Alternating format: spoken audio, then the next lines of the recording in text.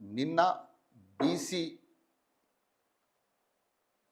BC కులానికి సంబంధించిన ఈశ్వరయ్య అనే వ్యక్తి తనను తాను దహనం చేసుకున్న వార్తకు సంబంధించి మొన్నటి నుంచి కూడా ఈ ఇష్యూ రన్ అవుతూ ఉంది. మొన్న తీన్మార్ మల్లన్న ఆఫీస్ ఎదుట ఆయన ఈ అఘాత్యానికి పాల్పడ్డ పరిస్థితి. సో హుటాహుటిన అక్కడ స్థానికులందరూ కూడా గాంధీ హాస్పిటల్కి షిఫ్ట్ చేసిన పరిస్థితి.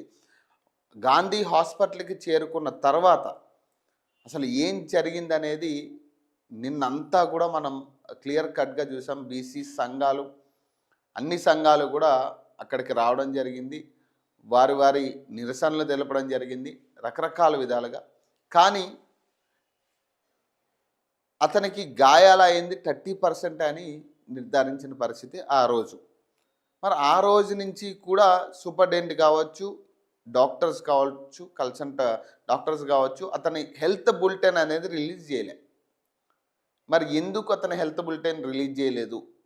ఎందుకంటే ఆయన కాలిన గాయాలతో పడి ఉన్నప్పుడు కూడా ఆ వీడియో మనం చూస్తే ఆయన మాట్లాడుతూ ఉన్నాడు, చాలా చక్కగా ఆయన మాట్లాడుతూ ఉన్నారు. అలాంటి వ్యక్తి చనిపోతారనేది ఎవరు ఊహించని పరిస్థితి.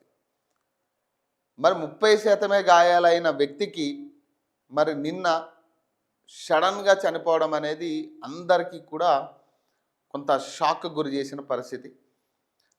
సో పోలీసు వారు కూడా ఎక్కడికక్కడ బీసీలని కంట్రోల్ చేసే విధానంలో అరెస్టులు చేసిన పరిస్థితి. కొంతమంది రోడ్డు పైన నిరసన తెలిపి ట్రాఫిక్ జామ్ చేయడం జరిగింది. అలాగే కొంతమంది లోపల డెడ్ బాడీని పంపించకుండా ఖచ్చితంగా ఇది ఎక్కడో మతలబ్ జరిగిందని వాళ్ళు దాన్ని అడ్డుకున్న పరిస్థితి. సీక్రెట్గా వెనక డోర్ నుంచి తీసుకెళ్లే ప్రయత్నం చేస్తున్నప్పుడు కొంతమంది అక్కడ అడ్డుకున్న పరిస్థితి. ఖచ్చితంగా ఏం జరిగిందో నిర్ధారించాలని ఆ తర్వాత దాన్ని పోస్ట్మార్టంకి తీసుకెళ్ళి తర్వాత ఇంటికి తీసుకెళ్ళిన పరిస్థితి. ఈరోజు అక్కడ అంత్యక్రియలు. సో ఇదంతా బాగానే ఉంది, కానీ ఎక్కడో ఒక చిన్న మిస్టేక్ జరిగినట్టుగానే కనపడతా ఉంది. కొంత అనుమానాలు అయితే వ్యక్తమవుతూ ఉన్నాయి. ఇది ప్రధానంగా మేము నిన్న అక్కడ ఉన్న వ్యక్తులుగా మేము చెప్తున్నాం, ఎక్కడో కొంత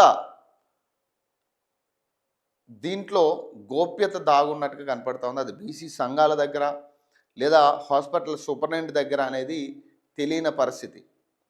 సూపరింటెండెంట్ నిన్న కూడా కనీసం అతను చనిపోయిన దాన్ని కూడా హెల్త్ బులెటిన్ ప్రకారం అనౌన్స్ చేసిన పరిస్థితి లేదు, డిక్లేర్ చేయలేదు. చాలా సీక్రెట్గా ఆ బాడీని తరలించే ప్రయత్నం చేశారు.